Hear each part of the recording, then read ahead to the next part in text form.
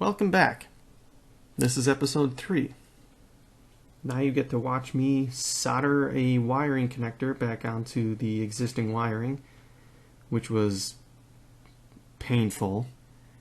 The old wire was so corroded that the solder barely stuck to it, and I'm lucky that the connection actually worked at all. Later on in the video you'll see me replace this, but because I didn't actually record an intro for this episode, I'm letting this serve as my intro. Welcome back, and I hope you enjoy. Okay, well that doesn't look great. I'm gonna have to replace that plug at some point, but I was planning on doing that anyway. Now we get to test to see if the start button actually works. I know it works, but I just want to make sure that with the neutral switch jumped out, the starting solenoid actually actuates. So let's give that a shot.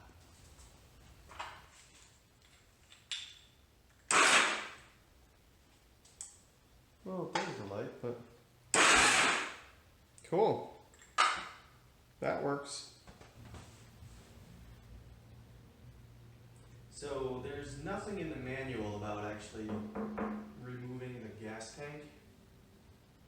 And I've never done it before. But I'm thinking, how hard can it be?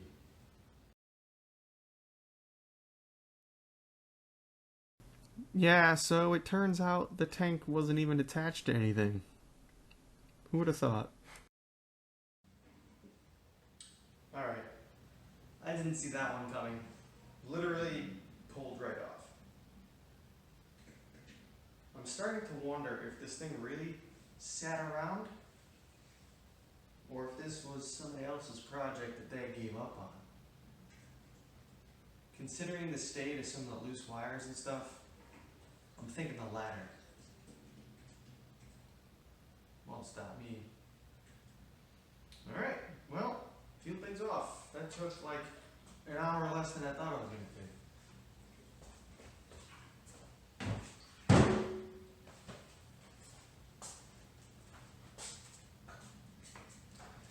Now we get into these carbs and see how bad they are. This is half for documentation and half to show you kind of what condition these guys are in.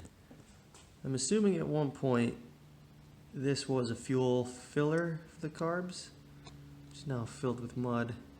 The butterfly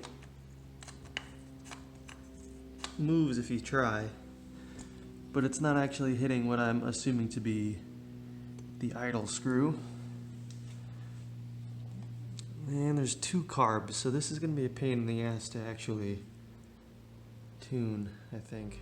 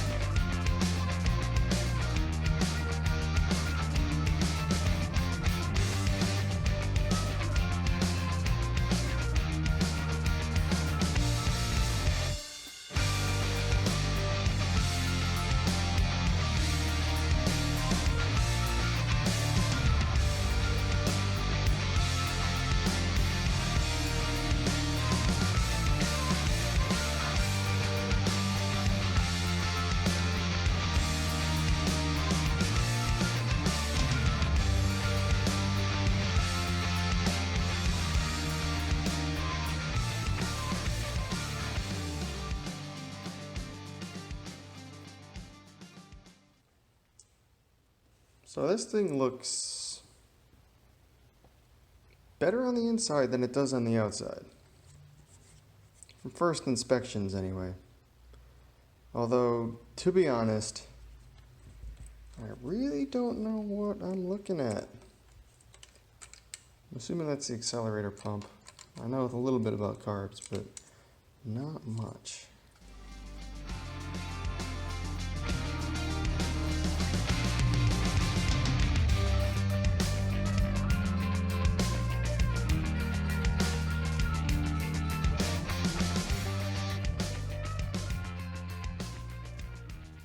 that's kind of gross. Whole thing is, of course, filled with bad gas. Nasty, nasty crap. Shed some light on that situation a little bit, shall we?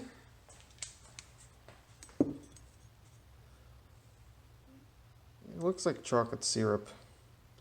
Like a bad Hershey dessert.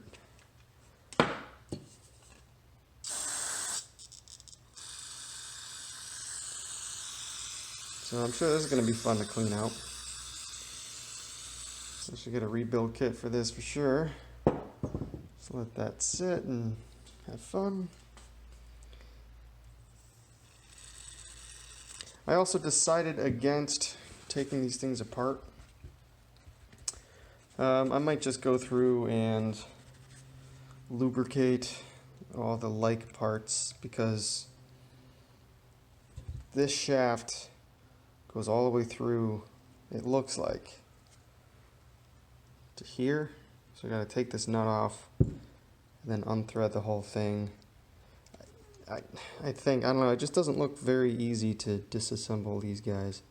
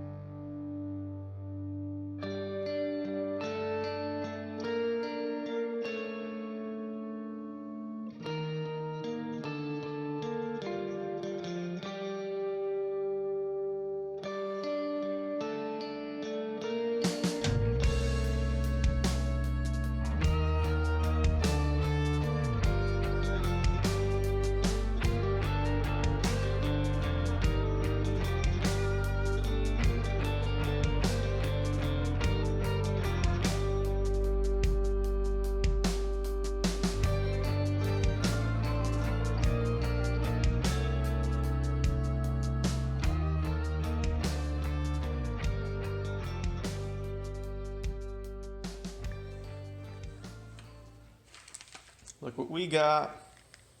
Boom.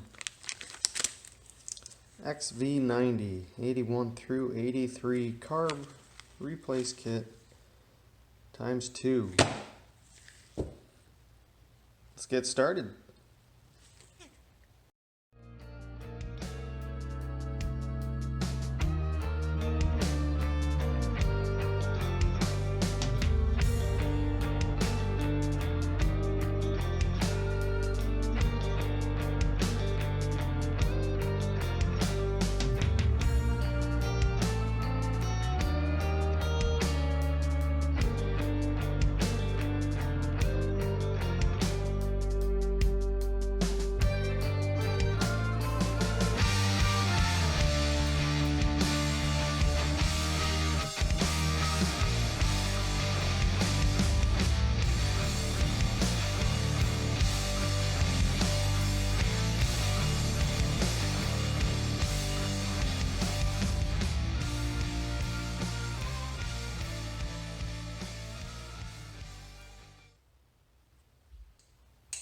Well, got the carbs back together, both of them.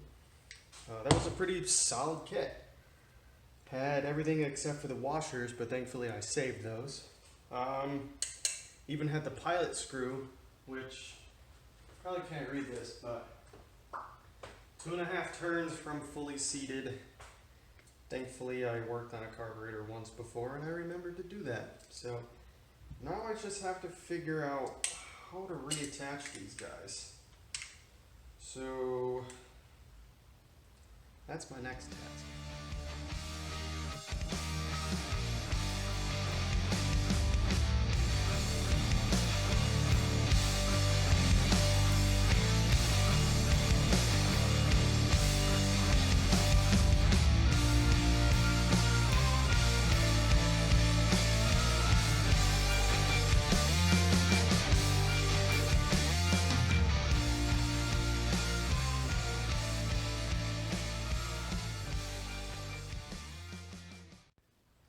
Nice.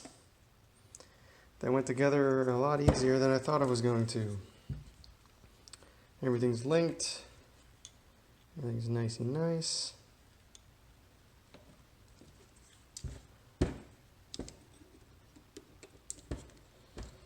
I can figure out how this works. Yeah.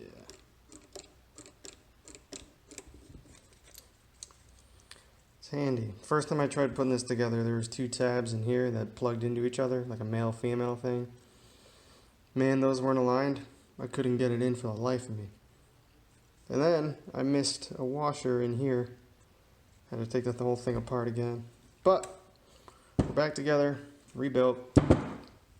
And I can't exactly slap it on the bike yet because I have a new set of O-rings coming for these guys. Haven't gotten in the mail yet. So, until next time.